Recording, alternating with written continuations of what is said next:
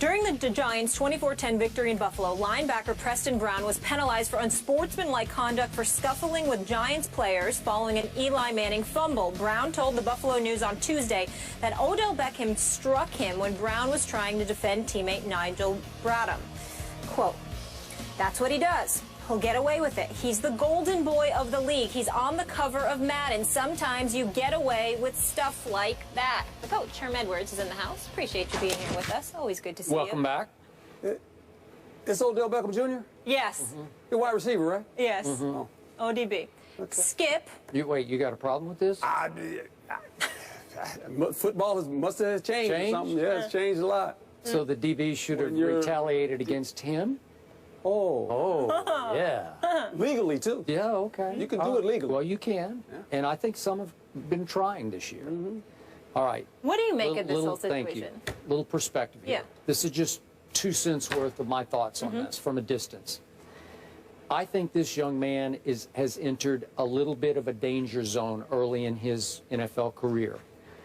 He's had maybe borderline too much too soon given to him. Obviously, as was just pointed out, cover Madden, number of national TV commercials already. Much of it off one catch that we all agreed, greatest catch I ever saw. Yeah. I mean, you could make cases for a few others, but boy, it was up there. And it came in a home game on Monday Night Football, the biggest stage in the sport, in which his team lost to my Dallas Cowboys, just for the perspective of this. But all anybody wanted to talk about the next day was that catch. And it rocket launched him in the city of New York. And you know, you've coached there. Yep. Boy, there's no, it's the media capital of the world. There's no greater place to pull off that kind of play at that kind of moment than that city. And he capitalized in the offseason as he should have. But there's a lot of jealousy and resentment out there that he has generated. And one thing did catch my ear last year, and I hope Ryan Clark doesn't mind me bringing this up, but Ryan Clark played against him, obviously, I think only one time last year, if memory serves, because I think he was hurt the other game. Ryan obviously playing for the Redskins. Yeah. Remember, Ryan went to LSU, and this is his LSU brother, Odell Beckham Jr. He loves Odell Beckham Jr., but he was a little surprised because he said Odell on the field just talks trash like crazy, like he's really just spewing trash the whole game. It appears to me it's the way he fuels himself, is to talk. But you're going to pay some price because they're not only going to talk back, but they're going to go back at you a little harder and a little harder. And there have been several incidents already this year in which he said the DBs are coming at him, maybe a little late, maybe a little too much, maybe a little over the edge. Well, it's who you are and the stage that you now find yourself on. So I'm just throwing my 2 cents out there. I'm not surprised by this, and I don't think we've heard the end of this because he's a young man with huge acclaim, huge future, and a whole lot of people who are saying, hold the phone here just a second. Let's check him out a little bit. Go ahead. Well, I agree with you.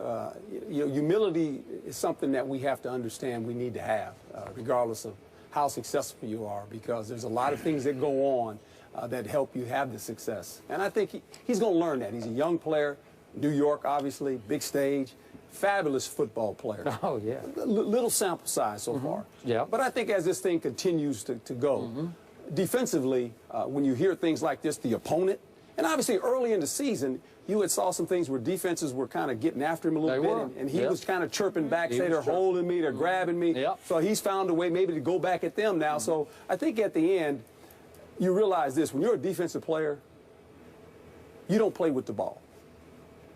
You don't play with the ball. So, you know, there's ways you can go about doing your business and settle this all down. And I think defensively, hey, you'll look at this and go, okay, we're playing them. This is how we're going to go about doing it, and we'll see where this thing goes. He is a fabulous player, but we'll see. We'll see going into this rest of the season and how this thing unfolds for him. Will he become a guy with humility? I don't mind a guy fueling himself and talking. That's part of it. I played corner my whole life. Guys are always yapping, you know, and you yap back at them. But there's a code of conduct that goes along with playing professional football. Mr. Smith. Well, I hear where both of y'all are coming from. I don't disagree with any points either of you made. They're accurate, but I think they're incomplete. And the reason I say that is because if you're any member of the Buffalo Bills or anybody else in the NFL, you should appreciate what you're seeing. And I'm not just talking about the talents of an Odell Beckham Jr. Coach, what I would surmise to you is, I think it's fantastic for the league. Skip, I'll also ask you to think about this. Why do you think you see players talking smack, celebrating in the end zone, trying to get the attention, fellas? It's because the NFL is very adroit at marketing its three-letter brand, but ignoring almost everyone else. Sure, the Tom Brady's of the world, the Peyton Mannings of the world, the Aaron Rodgers of the world will get the endorsement deals.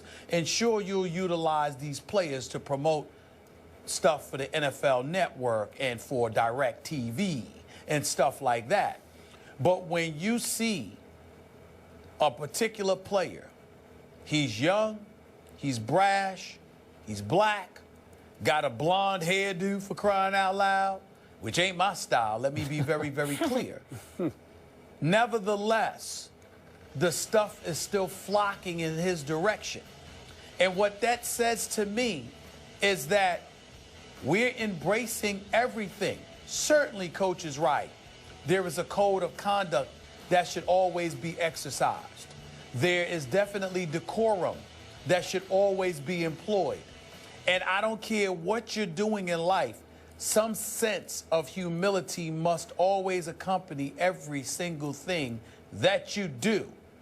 But I do believe it's also important to recognize that we don't need to diminish the skill set that guys engage in when it comes to marketing themselves.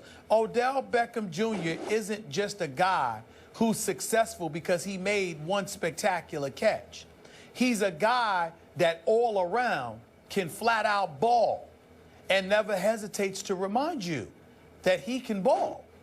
Then he goes out on the field, and for the most part, because against Buffalo he was held to just 5 catches for 38 yards and no touchdowns. But he goes out there for the most part and reminds you of his potential greatness. So what he's done is he's taken his play and he's attached a personality to it, and it might be ruffling some feathers and rubbing people the wrong way. But in the end, it's not just what he's doing that's rubbing them the wrong way.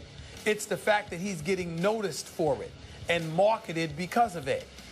And as a result, instead of hating him for it or hating on him for it, I'm talking about the Bills here, instead of hating on him about it, appreciate it, learn from it, and learn how to capitalize on it for yourself. Because all of those things not just assist in elevating the brand, which is already #1, but it's showing and showcasing that there's room for other players to get in the mix from a marketing perspective who don't look like Tom Brady and Peyton Manning and Aaron Rodgers. I like what you just said. I appreciate it. And that did open my eyes to one thing that just occurred to me. And just a quick point, I'll let you speak.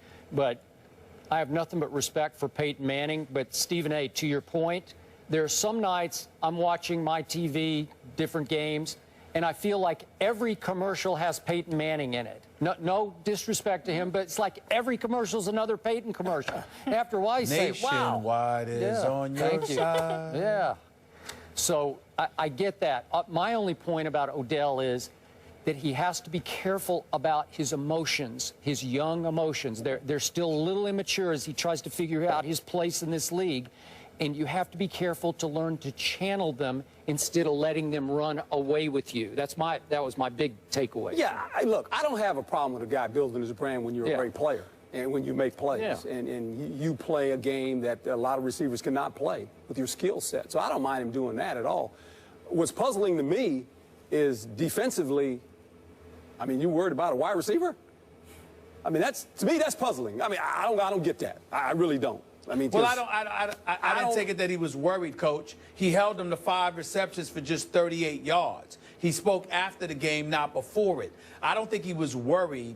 I think that the brashness and the attitude turned him off, and he spoke on it. That's what I got from it. Okay, yeah, maybe that's correct, Stephen A., but as a defensive player, I mean, when you start giving an offensive player credit for saying, well, he hit me and he's not getting called for it, we can settle that. We can. You're right. Settled. That's settled between the lines.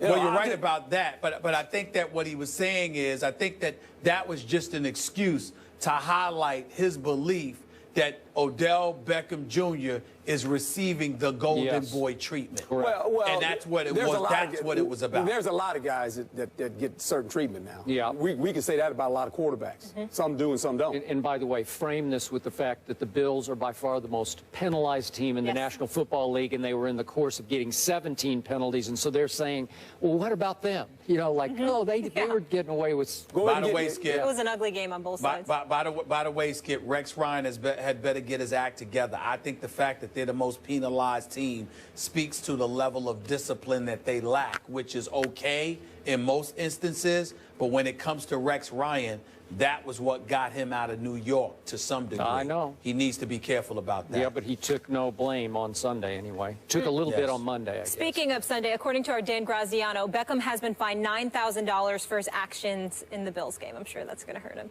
And through his first 16 games, he has the most receiving yards ever in the NFL. He'll get a commercial to pay for that. Yeah, petty cash.